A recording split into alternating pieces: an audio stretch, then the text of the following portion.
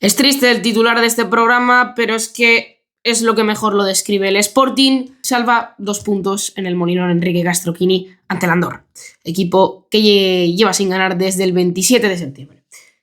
El Sporting se presentaba en el Molinón, 8:30, viernes, 18.500 personas en el templo, día laborable, entendible, situación del Sporting mala. Bueno, primeros 15 minutos, bueno, 15 o 27, porque es hasta cuando sale Justin Smith, que evidentemente pues no me voy a alegrar de que se haya roto Gaspar Campos, un tema del que hablaremos posteriormente, lo que es las lesiones en el Real Sporting de Gijón, pero sí es verdad que la entrada de Justin Smith es el que revoluciona el juego del Sporting, el que hace que se roben más balones, el que hace que el juego sea más continuo, el que, bueno, consigue un poco que el Sporting tenga más versatilidad en el partido y se sienta más cómodo. Por otra parte, el Andorra tiene 15 minutos de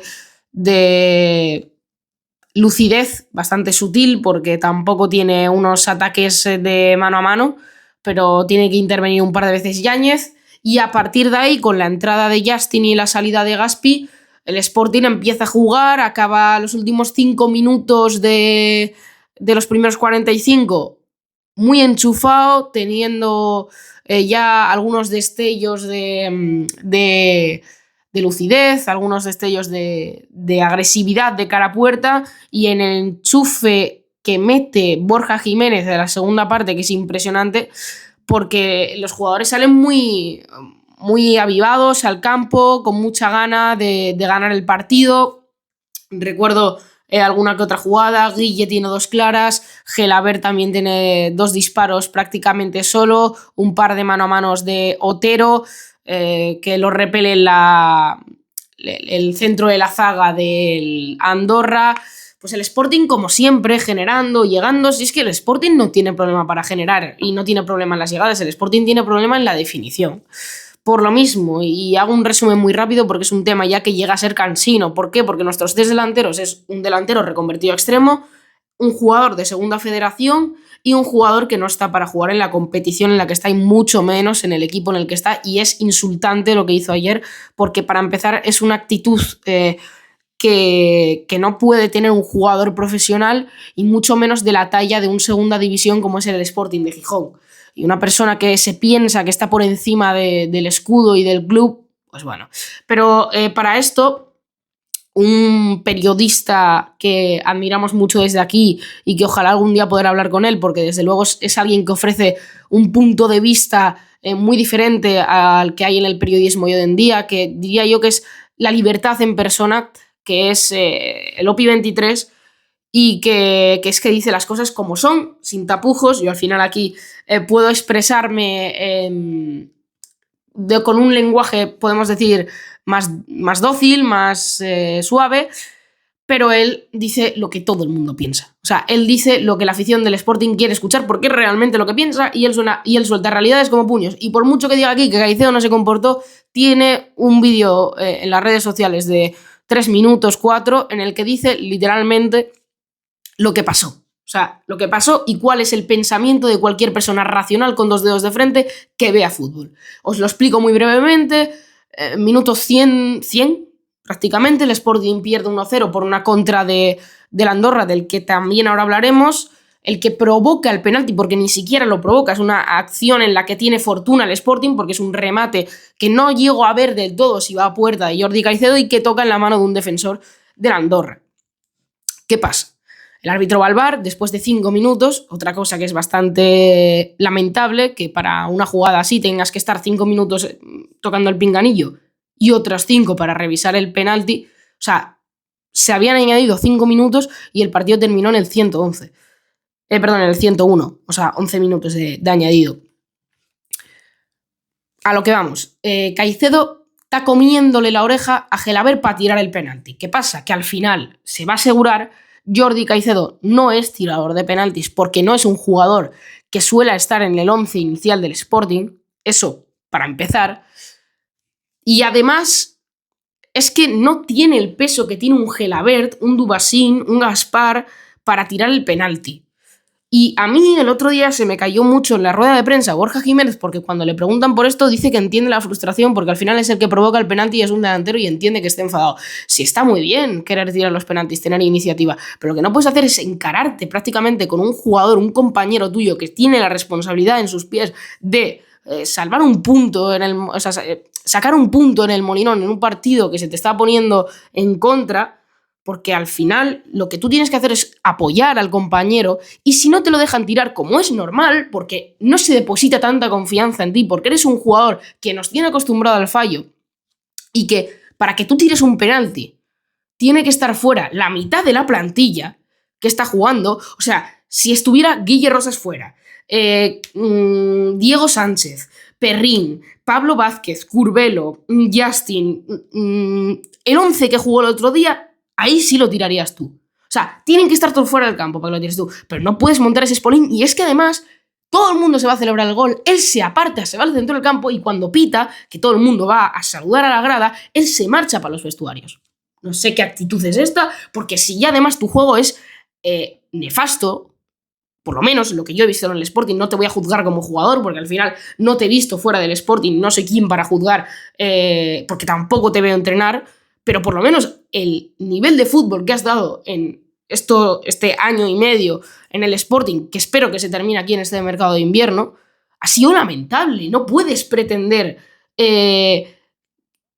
tener la responsabilidad de tirar un penalti. Más allá de esta reflexión, que bueno, os digo y os vuelvo a repetir que si sois aficionados del Sporting como yo, que sí, que soy muy de bufanda, muy forofo, lo que realmente queremos expresar todos está en el canal del OPI23 y yo, pues mi opinión periodística es esta como sportinguista y sí que critico un poco la posición que da el entrenador, porque yo entiendo, no creo que sea la opinión real del entrenador, al final esto es política también y es pues tiene que tener un poco de presencia, apoyar a los suyos. Al final no puede entrar a un vestuario habiendo dicho que su jugador es un sinvergüenza y eso al final lo entiendo yo y lo entiende todo el mundo, imagino, pero tampoco se puede hacer lo que hizo de pedir que no se pite. Es normal el enfado de la afición y él es el primero que lo tiene que entender porque los problemas que nosotros manifestamos son los problemas que él tiene de cara a plantear los partidos y de cara a resolver situaciones de partido como la que le surgió el otro día, mismamente ante el Huesca, en el que no tiene la capacidad en plantilla para resolver situaciones negativas como las que te pasó con Huesca, como las que te pasó con el Mirandés o como las que te pasó el otro día contra el Andorra. Por cierto, me alegro mucho por Keipo, porque no es un jugador que ya sabéis que, bueno, pues futbolísticamente no me parece el mejor de la plantilla, pero el otro día tuvo unos minutos decentes, no fue el más destacado, pero tuvo unos minutos decentes y se emocionó cuando salió vacinado del Molinón. Es un guaje de la casa al que hay que apoyarlo y que, bueno, ahí sí puedo entender que los pitos en su momento a Keipo estuvieron un poco injustificados, pero a la salida de Caicedo, que es una persona que a mí, o sea, que yo ahora mismo lleve la camiseta con el 9 de Villa y que ese hombre esté portando el 9 de Villa, el 9 de Kini, me parece que no sabe ni cómo lo hizo. Pero bueno, yo no soy quien para juzgar eso. Yo soy, o intento ser periodista, y saliendo un poco de este bucle, seguimos con el resumen del partido. El Sporting sale enchufado, segunda parte, tendrá 20 mano a mano, tendrá otros 15 disparos fuera del área, el portero que parecía, no sé, parecía Courtois en su máximo esplendor.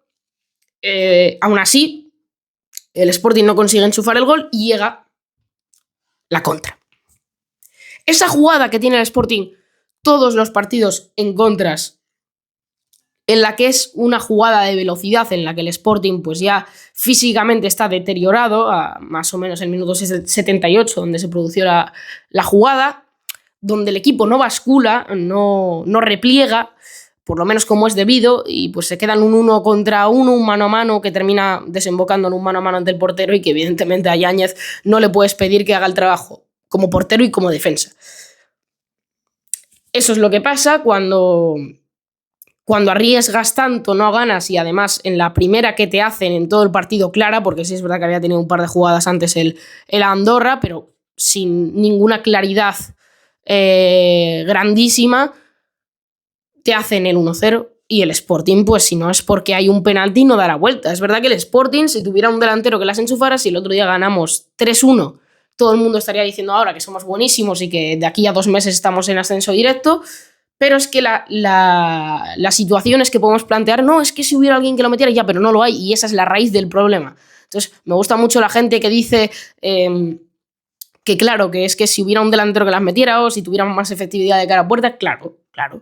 Si eso ya lo sé yo que si hubiera un delantero que metiera 18 goles por temporada, estaríamos primeros, porque seguramente que si te paras a mirar la estadística, seremos de los equipos que más generan de la liga, pero es que no lo hay. Y eso es de lo que nos quejamos. Yo y la gran mayoría, lo dijo Frichu el otro día en esa entrevista con Manfredo, que pronto saldrá la parte 2 y que ya podéis disfrutar en YouTube y que os incito y os recomiendo que vayáis a ver en YouTube, aquí en La Hora Sporting, está aquí esa pedazo de entrevista, pero es que ya decía Frichu el otro día que todo el mundo ve que el Sporting necesita un delantero, pero no es una cosa de ahora, es una cosa de hace 5 años. Y ahora nos van a vender el mercado de invierno, y el mercado de invierno, señores, no sé en qué posición acabará el Sporting a las alturas del mercado de invierno, pero no tiene pinta que el Sporting termine como un equipo con un proyecto ambicioso. Y muy poca gente que está cobrando cómoda. Se hablaba de Iceta, vamos a ver.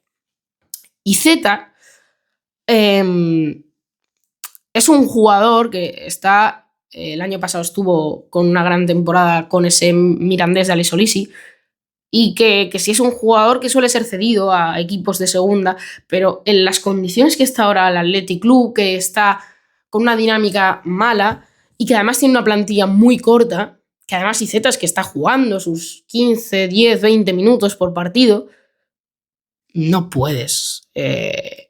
no va a querer venir, como es normal, como es entendible, un jugador que estará cobrando más que aquí, mucho más que aquí, y que además está jugando relativamente poco, pero está jugando, y el Athletic Club no está en condiciones de cederte ningún jugador. Y luego que van a pedir un refuerzo en el lateral, a saber.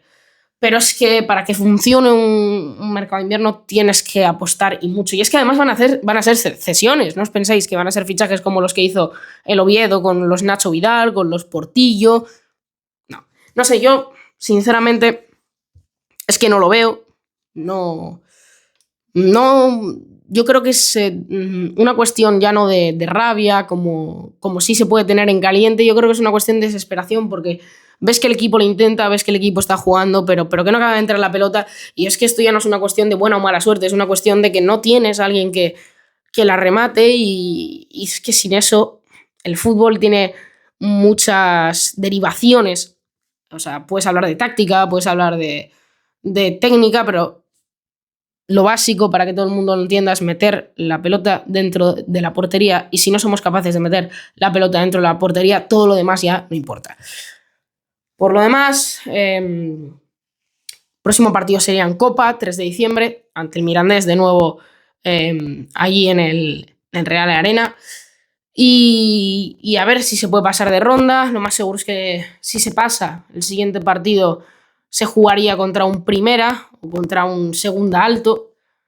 Pero bueno, una copa, una competición que gusta mucho y que al Sporting normalmente, pues oye, se le suele dar bien, sobre todo cuando está flojeando más en Liga, pero que bueno, que ya sabemos que a mí es muy de mi devoción la copa, y me gusta muchísimo, pero este año no sé. Yo creo que el equipo sí queda para mantenerse séptimo, sexto, por ahí, pero si seguimos en esta dinámica de... Además, no me está gustando la actitud que está teniendo la plantilla de cara a plantear la situación. No veo ninguna solución propuesta en las últimas 5 jornadas. Y saber si Borja Jiménez es capaz de reconducir la situación. Luego, por otra parte, en el fútbol en general, el Real Sporting de Gijón... mira, el Real Sporting de Gijón, es que ya estoy obcecado en el Real Sporting de Gijón, no. En la Liga, hoy, al ser domingo más o menos pues acaba de terminar el Chelsea-Arsenal, calcular la hora, 7, 8 de la tarde, entre medias, 7 y media. Pues ha terminado el derbi, el gran derbi de primera división, el derbi sevillano. Si estuviera el asturiano, pues sería el segundo gran derbi, pero se lo ha llevado el Betis en el Sánchez Pizjuán con un resultado de 2-0 que coloca a los de Pellegrini un puesto por encima del Sevilla, no en la clasificación, sino en el derbi, y bueno, con un gran partido del Betis que se vuelve a llevar por segundo año consecutivo el derbi. El último, recordamos que fue en el Villamarín, con aquella icónica temporada del Betis en la final de la Conference League, precisamente contra el Chelsea, equipo que acaba de jugar ahora mismo y que ha empatado a unos contra el Arsenal. Ya, fíjate, me voy a la Premier. Y ha habido jornada de Champions esta semana. El Real Madrid fue capaz de vencer al equipo de Mendilibar, al Olympiacos, con una victoria de 4-3. Terminó sufriendo Xabi Alonso, que está ahí un poco tanteándose, pero que consiguió la victoria con el hat-trick más rápido de la historia de la Champions. De Mbappé, en prácticamente menos de 10 minutos, en 9-10 minutos, consiguió ese hat-trick Mbappé. El FC Barcelona perdió en Stamford Bridge ante el Chelsea con un resultado de 3-0, partido de dominio absoluto de los Blues, que consiguieron a partir, seguramente, el punto de inflexión estuvo en esa roja de Araujo, donde el equipo se empezó a enchufar más, y con ese gol de Estebao empezó lo que sería, pues hablemos mal y pronto, un baile para el FC Barcelona, que terminó perdiendo ese partido 3-0. El Atlético de Madrid, con un gol en el 93, volvería a sumar de 3 en la máxima competición en el Wanda Metropolitano ante el Inter de Milán, el Athletic Club, que empataría a ceros, y el Villarreal, que con un solo punto en la Champions volvió a perder contra el Borussia Dortmund 4-0. Perdió el Celta 3-2 y ganó el Betis en Europa League. Por lo demás, acaba como digo, de jugar esos dos equipos que decimos, el Betis, el Sevilla y el Real Madrid, que tiene que enfrentarse hoy a las 9, y el Barça, que ganó 3-1 ante el Alavés, al igual que el Atlético de Madrid, que lo hice ante nuestro queridísimo Oviedo, que desde que llegó el gran Mister Salvador Luis Carrión no ha conseguido sumar de 3. Por lo tanto, así quedarían un poco las cosas en la Liga. De momento el Barça es líder momentáneo hasta que juegue hoy el Real Madrid ante el Girona.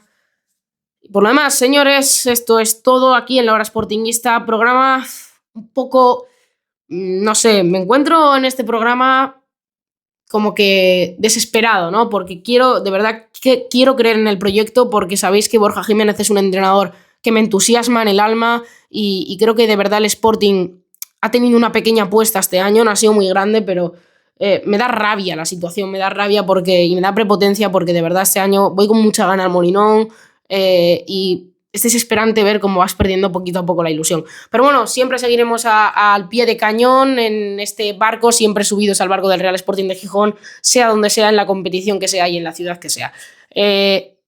Vamos a intentar sumar de 3, vamos a intentar que la próxima jornada, tanto de Copa como de Liga, sean 2 victorias, y que esto solo sea un pequeño bache que atravesar, que ojo, oye, que han sido 2 derrotas y 3 empates, que ha sumado, no mucho, pero ha sumado.